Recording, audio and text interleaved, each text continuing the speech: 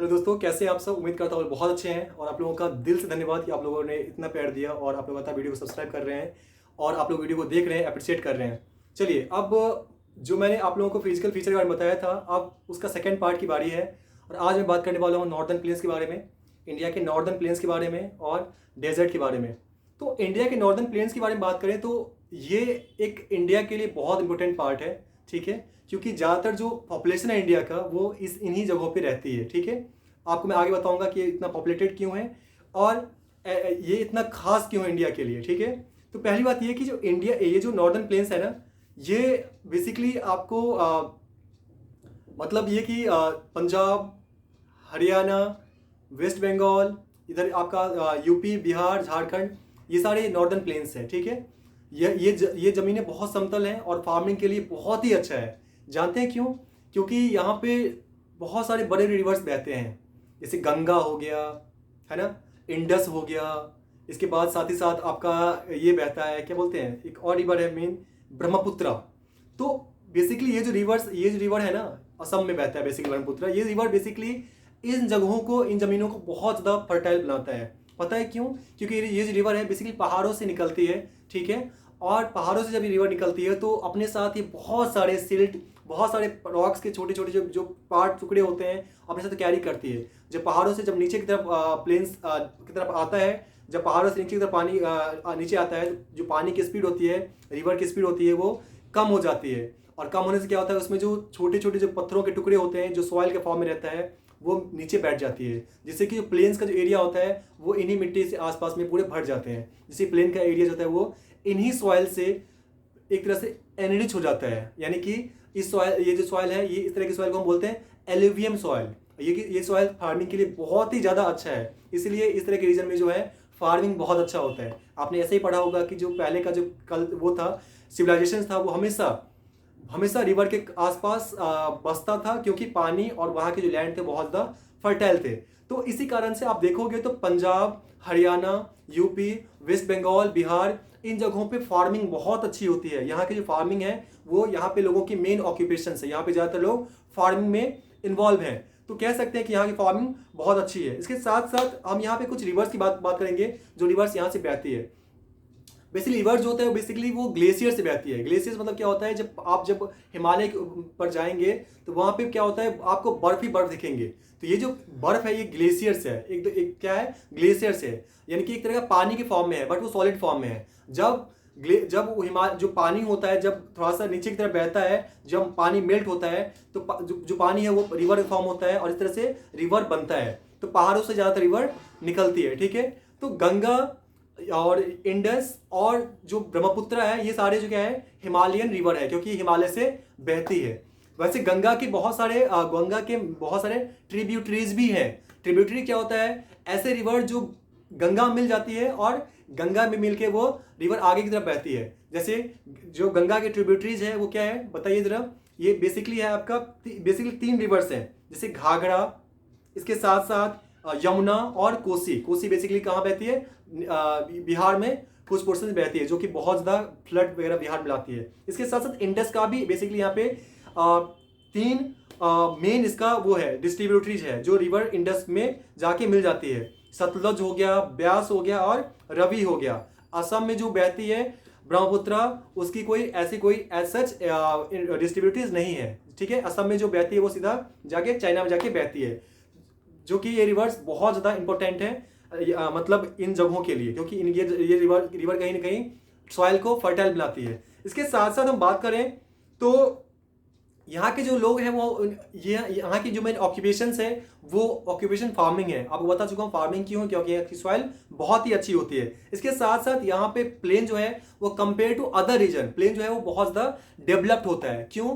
क्योंकि प्लेन जो है वहाँ पे कंस्ट्रक्शन करना, रोड बनाना, डैम बनाना, मतलब रोड बनाना, बिल्डिंग्स बनाना, डेवलपमेंट, घर बनाना बहुत आसान काम है। इसलिए आप देखोगे तो जो प्लेन्स के जो सिटीज है वो ज़्यादा डेवलप्ड है इंडिया में, आप कंपेयर करेंगे अदर हिलीज रीजन का या माउंटेनियस रीजन का, ठीक है।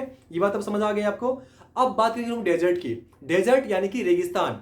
तो डेजर्ट जो है इंडिया में सिर्फ एक ही डेजर्ट है, जिसका नाम है the Indian desert. Indian desert है वो कहाँ कहाँ अवेलेबल है, तो ये आपका राजस्थान में अवेलेबल है, राजस्थान में है कुछ जिलों में, जैसे जोधपुर हो गया, जैसे एक और बहुत अच्छा है जो जैसलमेर हो गया, जो सीमावर्ती इलाका है जो कि पाकिस्तान और इंडिया की सीमा पे बॉर्डर पे है। इसके साथ साथ जो जो डेजर्ट है जिसका नाम है थार डेजर्ट, ये जो थार डेजर्ट है ये बेसिकली पाकिस्तान में भी कुछ पोर्शंस है और इंडिया में भी इसका पार्ट है, ठीक है। इसके साथ साथ बात करें तो जो थार डेजर्ट है, ये थार डेजर्ट बेसिकली यहाँ के सॉयल सैंडी होते हैं, यहाँ बारिश बहुत ही कम होती है, यहाँ का लाइफ बहुत हार्ड होता है, यहाँ की लाइफ आप कंपेयर करोगे बाकी जगहों से बहुत ज़्यादा हार्ड है, क्योंकि पानी यहाँ पे बिल्कुल भी नहीं है, और पानी नहीं है तो यहाँ पे फार्मिंग भी बहुत ही कम होता है, ठीक है। कहीं कहीं फार्मिंग होती है, वो क्यों होती है बताऊंगा आपको।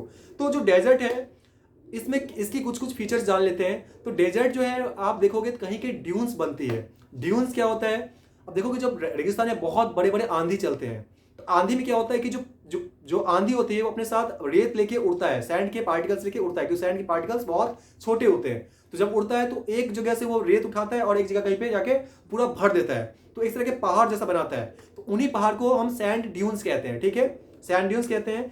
और आप रेगिस्तान के में आप अगर घूमने जाओगे तो अब देखोगे बेसिकली रेगिस्तान के बीचों बीच आप देखोगे बहुत हरियाली है, बहुत जंगल जैसा है, पानी है। तो ऐसे जगहों को हम कहते हैं ओएसिस। ओएसिस कैसे बनता है, तो जब जब रेगिस्तान में जब रेत खाली होता है तो जो गड्ढे होते हैं वहां पे जो जमीन का पानी होता है वो सतह पे आ जाती है, और जब सतह पे पानी आती है तो इससे होता क्या है कि उसके आसपास पानी के कारण वहां पे अच्छी खासी वहां पे पेड़ पौधे उग जाते हैं, जंगल जैसा हो जाता है, इसलिए वहां पे आपको हरियाली दिखती है। तो रेगिस्तान के बीच में जो हरियाली है उसको क्या कहते हैं, ओएसिस कहते हैं। इसके साथ साथ यहाँ की लाइफ बहुत हार्ड है, यहाँ पे कुछ कुछ जगह फार्मिंग होती है, और इसके साथ साथ फार्मिंग कहाँ होती है, जहाँ पे थोड़ा बहुत पानी का अवेलेबिलिटी है।